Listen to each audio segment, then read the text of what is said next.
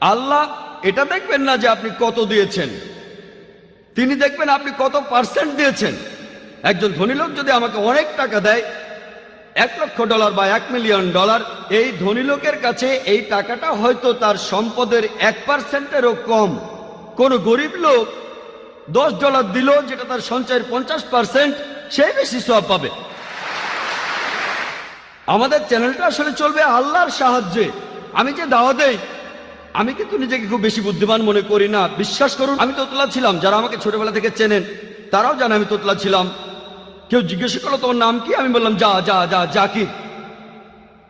এই অবস্থা ছিল। আমি অবশ্য মুসা নবীর দোয়াটা পড়ি, উনিও তোতলা ছিলেন। রাব্বি ইশরাহ লি সাদরি ওয়া ইয়াসির লি আমরি ওয়াহলুল উকদাতাম মিন লিসানি ইয়াফকাহু কাওলি।